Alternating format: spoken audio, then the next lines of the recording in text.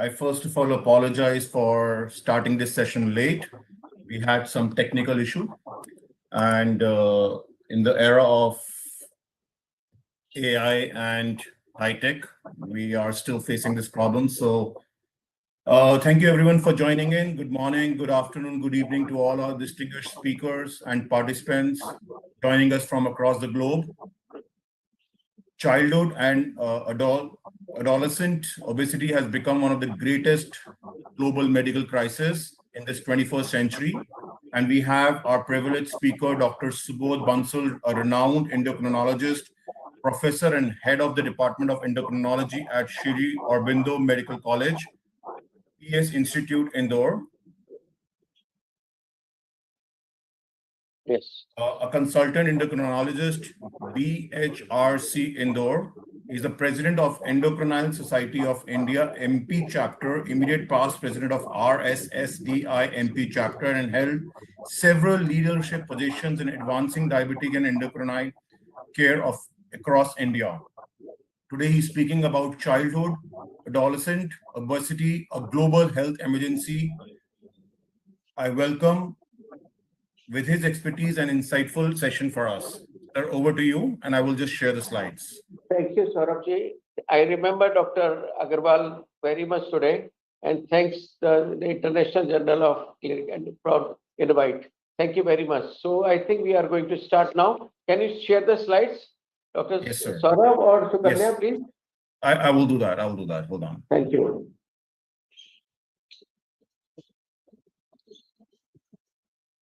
Dr. Agarwal was very, very active during COVID time. Unfortunately, we lost him. I used to hear every day he used to talk about a lot. Thank you. I think this is very, very important topic to be discussed today, and that is childhood and adolescent obesity, a global health emergency, because these children are going to become the adults tomorrow, and it is going to create problems. So diabetes, hypertension, sleep apnea, and many other things they come with obesity. And the obesity usually starts from the childhood and it goes on. So this is what we are going to discuss today. And I think we are aware that pediatric obesity is one of the most important global health problem and public health problem, you should say. In fact, WHO has described it as one of the most serious public health challenges of 21st century. And we're going to go up again and again with that. Next slide, please. I think prevalence, if you see, it is going up. Patients are becoming overweight and obesity in pediatric age group, and it is alarmingly high. And it's not only in developed countries, but in developing countries like ours, Africa, Oceania, South America, people are going up and up as far as the weight is concerned. 2012 estimated WHO reports globally 40 million children younger than 5 years of the age are overweight. So see the adolescent age, early age group 1 to 5, if they are obese, it is a problem. Can I have the next slide, please?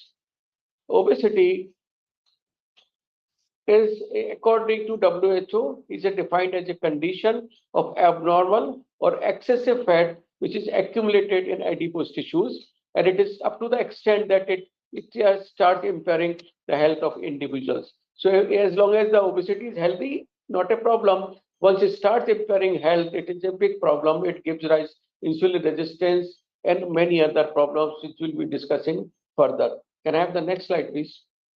I think definition-wise, I already told you, is abnormal or excessive fat accumulation that impairs the health of individuals.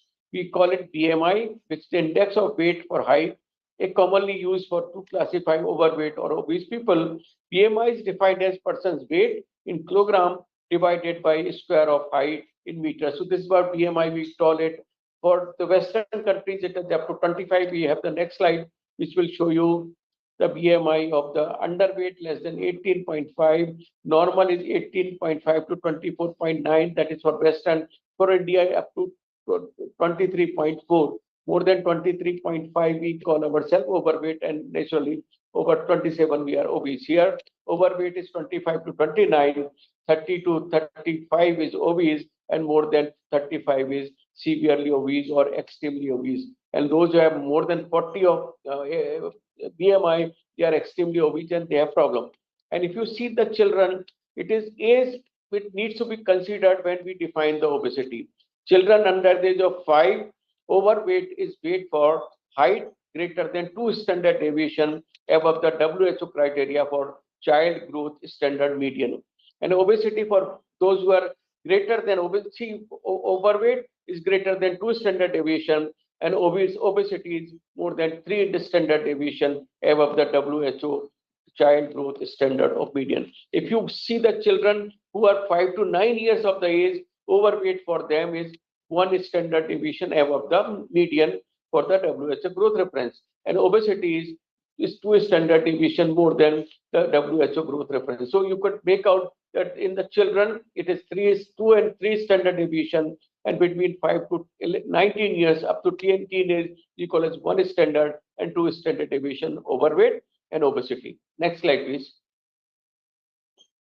I think if you see the BMI percentile for the children and teens from the age between 2 to 20 years, those who are underweight, they have less than, see a percentile, see 5th to 95th and more than 95th percentile.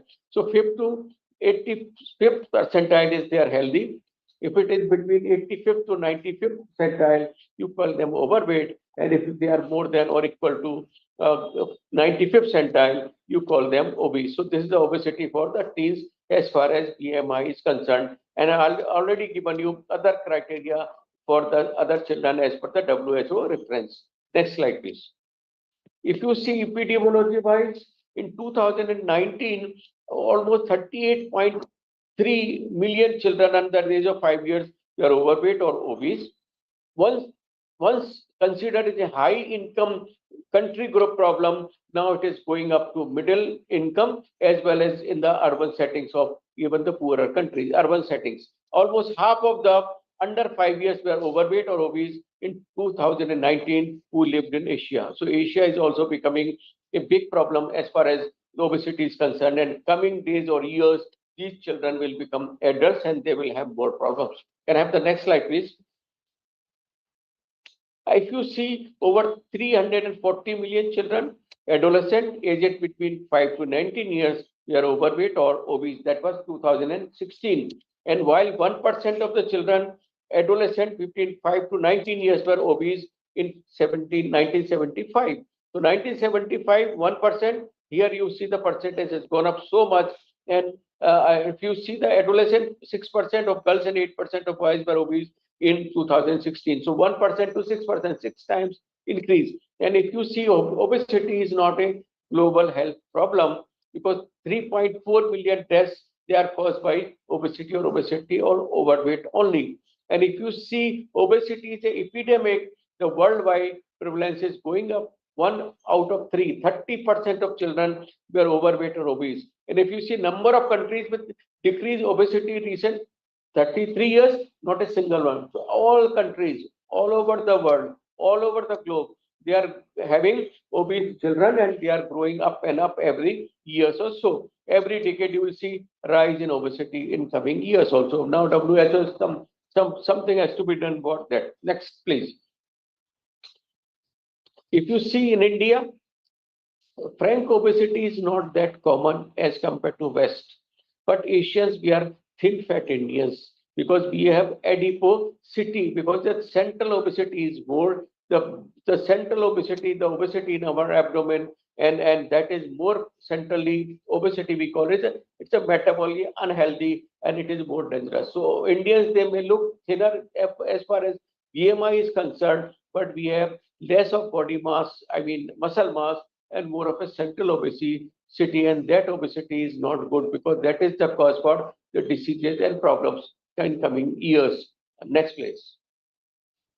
If you see CBO in India, it was in Delhi, it was 2002 and 2004 data are there. 31% were overweight, 7.5% were obese. In Pune, it was 24% of children were overweight. In Chennai, 22. So almost 1/4 of the children were, maybe it has gone up more. So urban India, elite class, and urban slums also having, they are fattening, and poverty and undernutrition is more. Now rural India also is having obesity in coming years because the things have certainly changed in rural area also, because the machines have come in, all roads are there, people are walking on them. They don't walk, they go on motorcycles and tractors, and they have big cars. So in coming years, you'll see the obesity in rural area also. Next slide. It costs a lot of money if you have to treat the obesity related comorbidities and problems. And people have estimated over lifetime childhood obesity costs $19,000. So you can imagine how many rupees it will be there per child. So if the children they start obese, they end up having obesity and they create problems over a period of time because they have other mobile problems. Next slide, please. If you see what are the causes of obesity, it is eating big portions, eating food which are rich in calories and nutriently poor, spending a lot of time in front of television and mobiles and computers, and spending too little time in outdoor activities. So that is a big problem as far as children obesity is concerned. Next slide, please. And it is because of the easy access to the food and junk food which is available everywhere. Fast food, so-called fast food, is a junk food. It is a calorie rich, but nutrients are not minimum. They are minimum. There are few opportunities for physical activity, lack of parks and playgrounds in many communities, because the urban areas are becoming crowded and everybody is in the car or in the motorcycles, and very little space for the walking people, and the encroachment is there in the parks also. That is also a big problem in our country and maybe in other countries also. Next slide, please. Genetic factors, they play a role.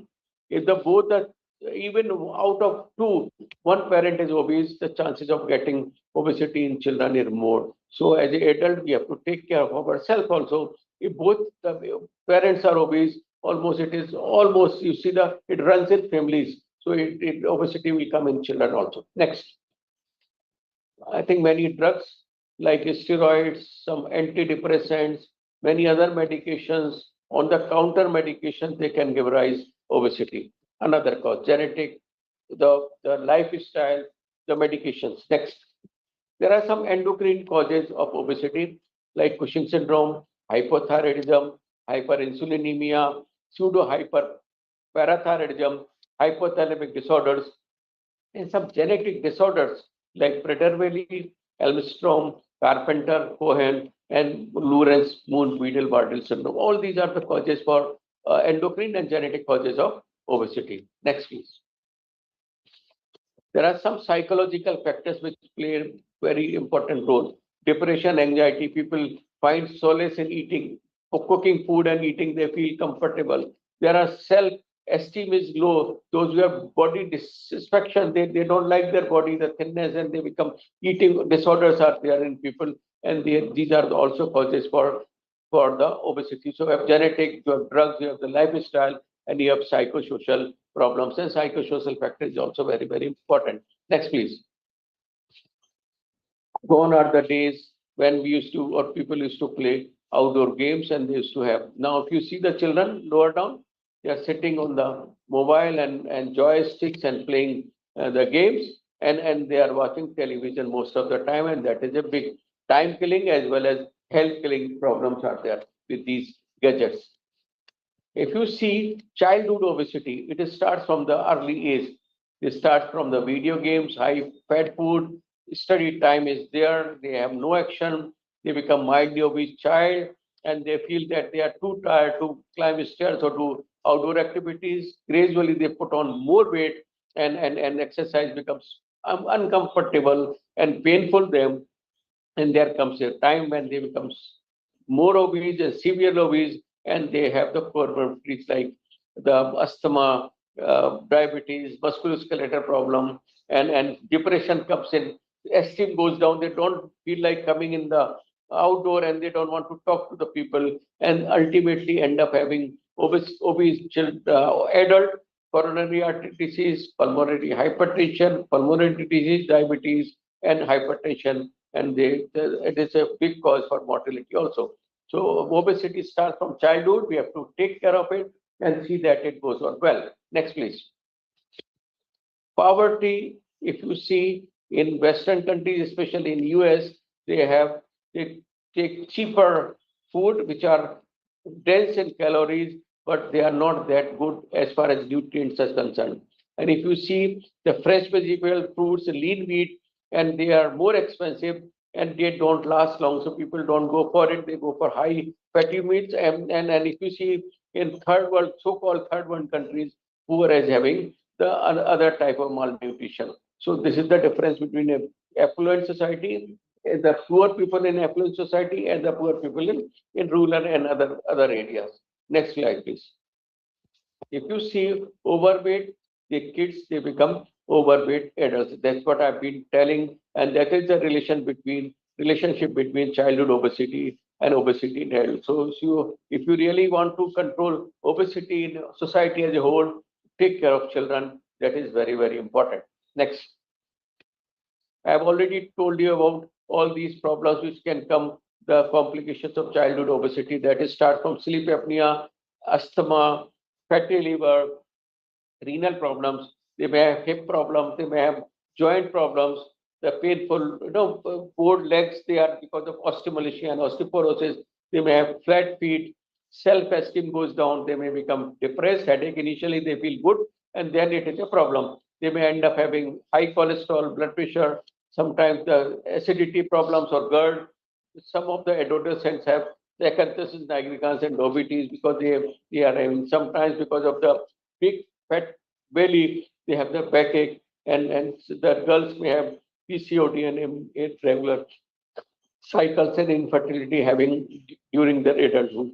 So these are the problems which start early and they remain for a long period of time. Next, please. So what are the impact of health on naturally? I've already told you the same: heart disease, hypertension, osteoarthritis, sleep apnea, dyslipidemia, and type 2 diabetes. So obesity is not the only effect. It brings a lot of side effects and a lot of diseases with it. And ultimately morbidity and mortality is more. People have to end up spending a lot of money on the health problems. Next, please. There are some psychological complications of it, like emotional problems, body dissatisfaction, eating disorders, low self-esteem, and anxiety, and depression is also there with them. If you go next, please. And this is the WHO wants to help people by reducing both non-communicable diseases and overweight. And if you see the children who are obese, they may have precocious puberty, delayed puberty, PCOS, hypothalamic problems, menstrual irregularities, and sometimes heavy bleeding could occur, and the puberty may come early. That's what we call it as precocious puberty. And understanding obesity and its impact on female reproductive system is very, very important for the future generations, because the children of the obese women, they are become obese later on also. So it runs in families and it goes in generations. Next slide. I think obesity, PCOD, I don't have to go in details, but it is the insulin resistance, which is the root cause for PCOD or polycystic ovarian disease, and they are having more problems as far as diabetes and cardiovascular problems are there. So it is a metabolic disease, we call it, and they may have, next please, menstrual irregularities. Next. In evolution, menstrual irregularities, insulin resistance, metabolic syndrome, cardiovascular problem, endometrium cancer, they come in and they have more prone to get pregnancy-related complications also. Next slide. I think there are some myths. People say overweight children will outgrow their fat and they become thin. No, 50% of overweight adolescent and over 33% overweight children, they become obese over a period of time. So 50% of adolescent and 33, that is 1/3 of the children who are obese, they become obese adults. And myth is obesity is genetic, nothing can be done. No, genetic predisposition to obesity can be modified by the environmental factors. So if you take care of lifestyle, do more activity and less food, certainly obesity may not run the families also. So these are the myths and there are facts. Next, please. So what to do? I think we have to manage it by lifestyle, diet and exercise. I already told you there are drugs are available and they were there and some of them gone off market. and they were centrally acting and non-centrally acting drugs. And people have a lot of bariatric surgery. Our institution in Indore, Mohawk, there is a big center for obesity here in Indore. And screening and early detection and management of metabolic complications have to be taken care. Next, please. Prevention and control. I think prevention it should begin in early childhood. The mother keeps feeding child looks very, goal matol, and they look chubby, and ultimately they end up having the problems in adulthood. So one should not be very, very facilitating by overeating the children, because they are not sure how what to eat. So we start giving them green leafy vegetables, fruits from early childhood. We give them low dietary fats. Oily fish should increase consumption. Oily fish could be there. Those who eat non-veg, calorie restriction. If they are overweight, sodium has to be restricted, the salt has to be restricted, and we should not drink alcohol in front of them, and we should stop smoking also. If we do it at home, the children will learn, and they may have those problems in adulthood also. Can I have the next slide, please? Lifestyle intervention is very, very important. Low calorie diet, maybe whatever diet is there to maintain the body fat, we should reduce by 500 to 600 calories per day. People talk about VLCC, or what is that? Very low calorie diet. That is less than 800 calories, but they give up a lot of malnutrition, a lot of nutrient problems, and they should not be followed unless it is emergency. If somebody is following a very low calorie diet, not more than 12 weeks, and after 12 weeks, they should give up and go to the normal or lower diet. And certainly we need multidisciplinary approach, because one approach may not tackle the obesity. You need the exercise, you need the dietitian, you need the physiotherapist, you need the doctor, and no single intervention seems to be effective for long-term maintenance. Patient has to be psychologically ready for losing the weight and maintaining their weight. That is very, very important. Psych is very, very important here. Next slide, please. So exercise, it is led by example. If you keep talking about go for exercise, and if you are not doing, you mean the parents are not doing, children will not learn. So as a parent, one should also start doing some exercises that will certainly encourage children, and that will be example for them. Next, please. I think things have changed over a period of time. Next. If you see the portion size in 1960, 2011, and now, everything is changed. Almost 3 to 4 or 5 times the calories being served in the restaurants and others there, and people are taking a lot of trans fat everywhere. It is the bakery and samosa and kachori and whatnot. So and the meat and portion size, the cold drinks, the fizzy drinks, everything is having dense calories, and that creates problem with children. They like easy food, and this is how they are putting on more weight. Next slide, please. What is important? There's a 5 to 1 and 0 rule. What is that? 5 or more fruits and vegetables per day, 2 hours of less of recreational screen time. So one should not sitting all the time on mobile and TV, and 1 hour of more of a physical activity, and 0 the sugary drinks. Take more water and low fat milks. That's very important. You can take chas or buttermilk also. That is low fat. Next. And people should take other preventive measures like we should not give rewards that I'll give you treat. Don't give, choose non-food rewards. Have healthy snacks available. Sedentary life has to be reduced, and child should get enough sleep, and they should keep the fridge and pantry full of good, healthy food. If you keep lot of sweets and other things in the fridge, and you expect children not to eat, but it's not possible. And encourage child, they should eat whenever they are hungry, otherwise not. And that the hedonic appetite has to go down, not to eat for pleasure. Drink water, not the carbonated drinks, not the beer and carbonated drinks. People are fond of taking colas and other fizzy. I'm just naming that, but the fizzy drink should be avoided. Next. Now, what is target weight loss?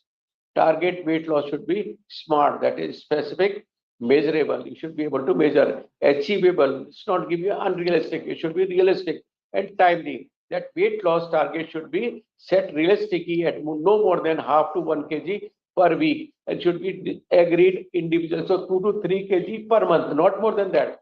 Aiming 150 minutes per week of moderate intensity activity, 75 minutes of vigorous activity on 2 non-consecutive days per week. So we should give them enough activity, also 150 minutes per week. Next, and activity should be performed in 10 minutes bout also it can be done. 1,000 steps in 10 minutes and aim is to achieve at least 30 minutes daily on most of the days.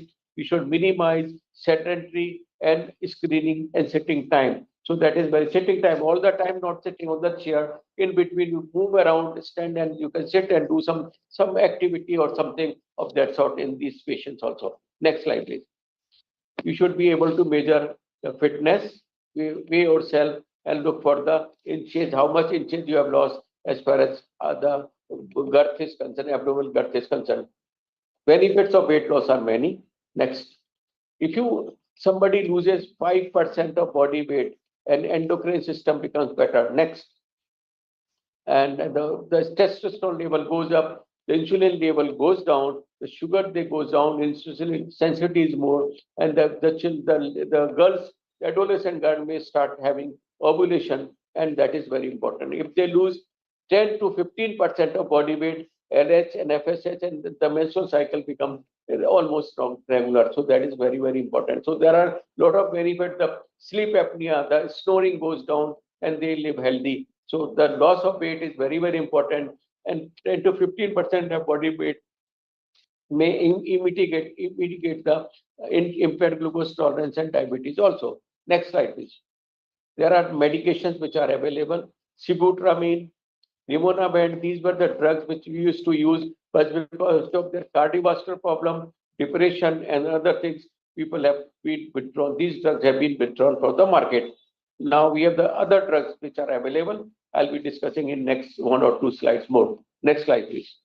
The orlistat is the drug which we call as a lipase inhibitor. What it does, it doesn't allow fat to be absorbed. 30% of the fat from the food goes out in the stool.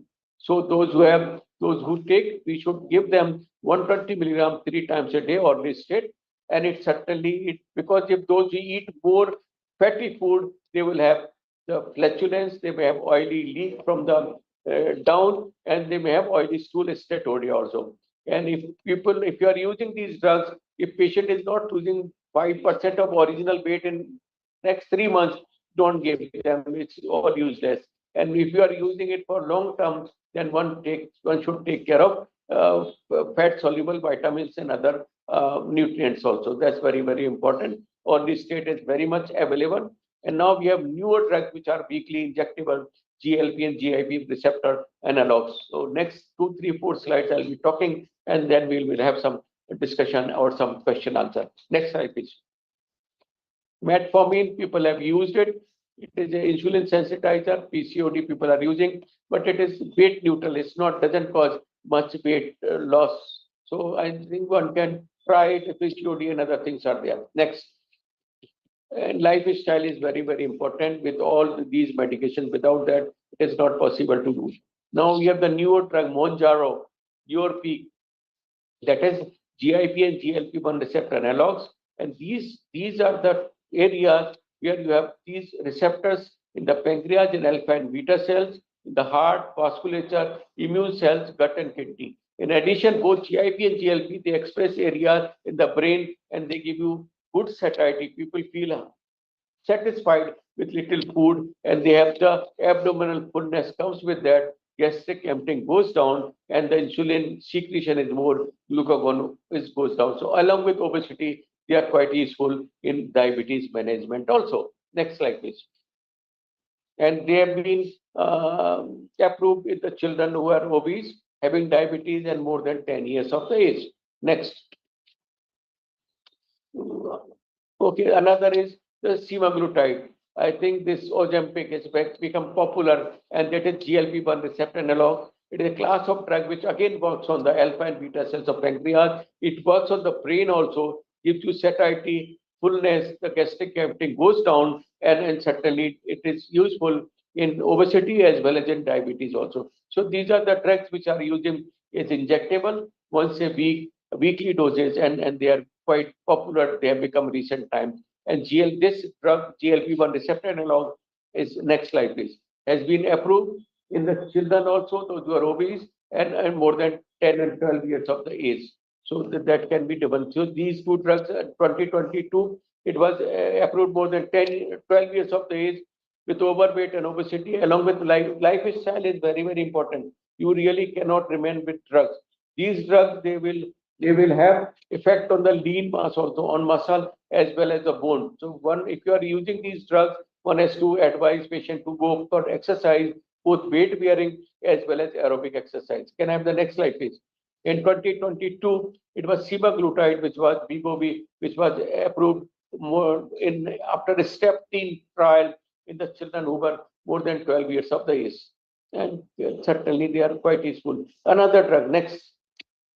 This is setmelanotide. This is another drug which has 8 amino acid peptide, and it activates some receptors in the brain. We call it the MC4 receptors in paraventricular nucleus of hypothalamus and lateral hypothalamus area, and both are important as far as appetite regulation and suppression of appetite is concerned. And FDA has approved them in the patients who are having obesity and more than 6 years of age with the 3 rare genetic conditions. They quoted those POMC, LEPR, and PCSK1 deficiencies. These are the syndromic genetic problems where the setmelanotide has been approved. Next slide, please. Further, in June 2022, it was approved to include Barrett syndrome and certainly some rare genetic form of obesity. So there are people who are mentally subnormal, having multiple other problems of obesity, where these drugs, semaglutide, has been used. BMI by 18% in 1 year, it is reduces. It was seen in venture trial. So these are the newer drugs coming in coming years, which we may have more and more drugs for obesity. Next slide, please. Surgical management, I think 2-3 slides on it. You have 2 types of bariatric surgery, we call it. Either what do they do? Malabsorptic, the absorption of the nutrient will not be there.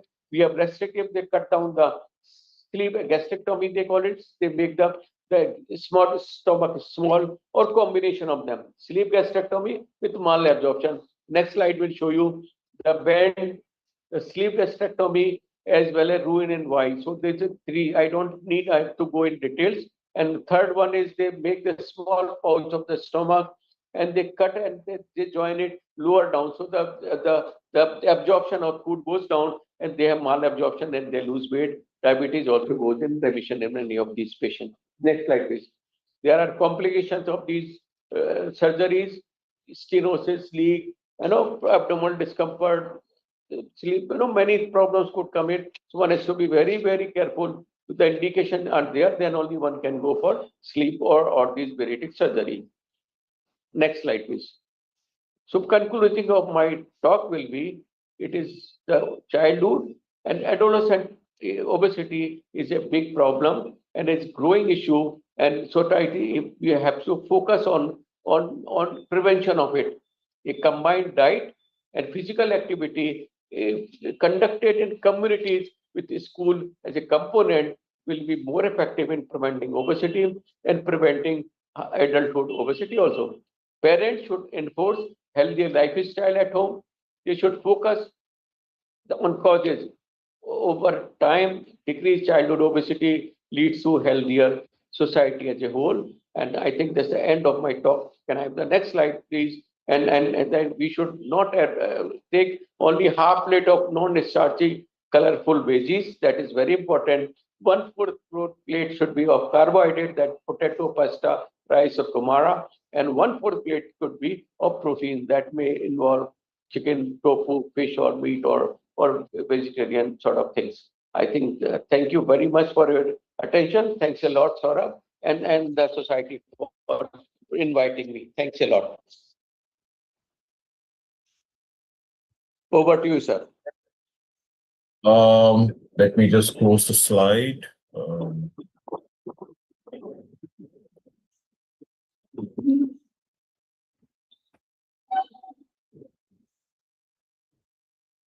So, thank you so much for the insightful information about this topic, which is a need of an hour. I think everyone in this world is facing this problem.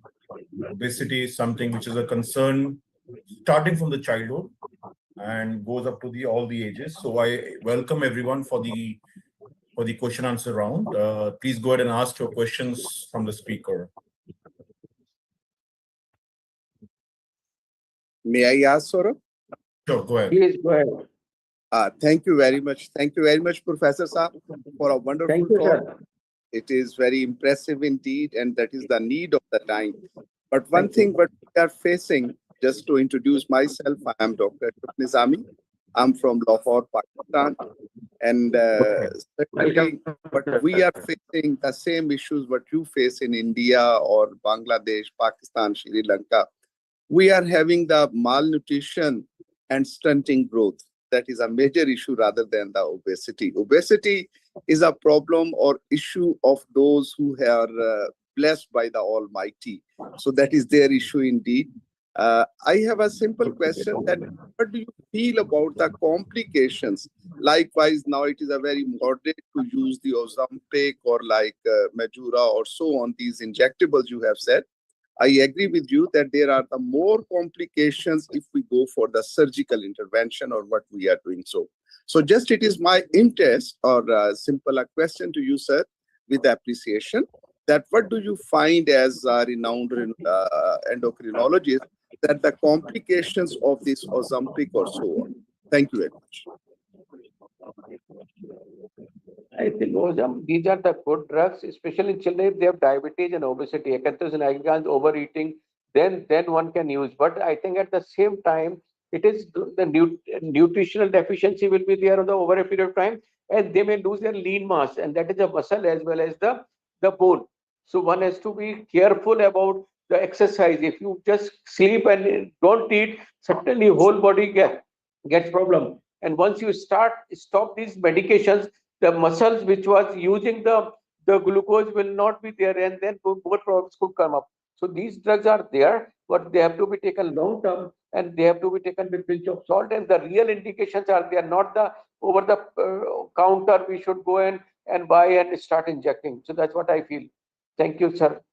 Yeah, I also have a question. I have a question. Yes, madam. I'm Dr. Kiran. Go ahead, please. Can I conclude my question, please? Ashraf sir, yes, please. बहुत शुक्रिया किरण, thank you Can I very much. ask one question? Kiran, I think we need to wait for our turn. Yeah, just go ahead. I was asking about the complications. That was Professor Saab. I mean, eyesight or so on the complications. As far as the musculoskeletal issues are concerned, indeed it is there. But about the eyesight or so on, because they have been problems or issues.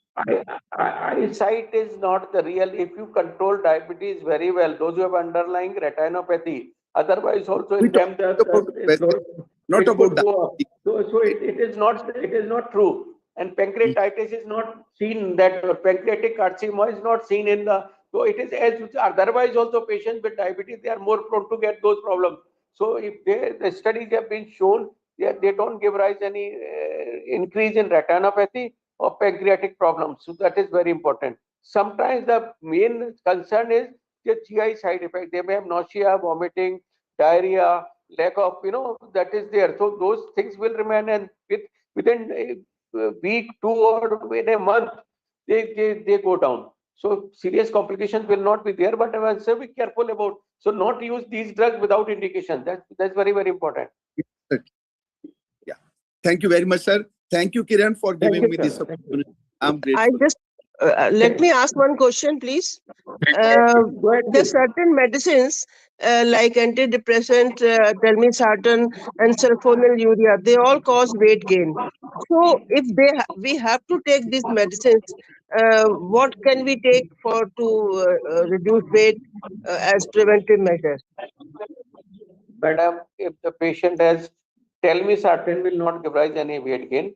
Antidepressant, antipsychotic, yes, they can give rise.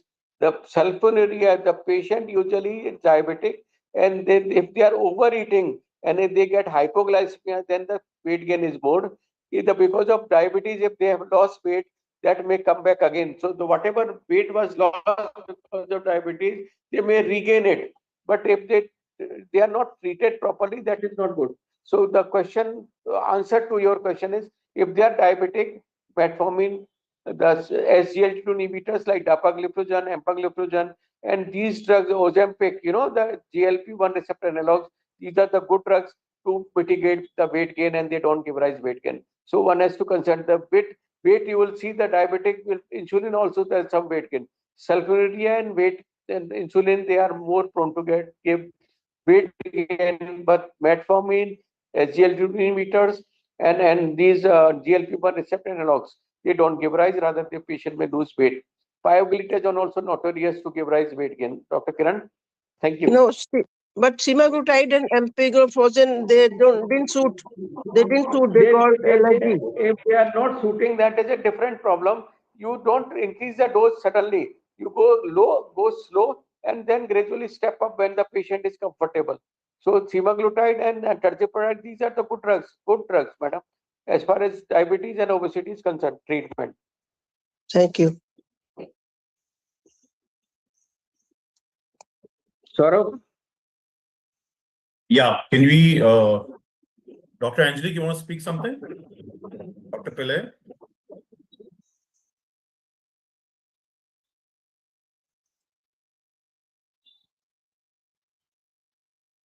Okay. I think in the interest of time, I think we already crossed 10:30. Yeah. Yeah, in the interest of time, I believe you're in the hospital. So we will like to wind up this session, and I thank you, Dr. Subodh Banzal, for enlightening us with this wonderful session. And with this note, we would like to take a leave. Thank you so much, everyone, for tuning in. Thank you, everyone. Thank you, Saurabh, and all the colleagues.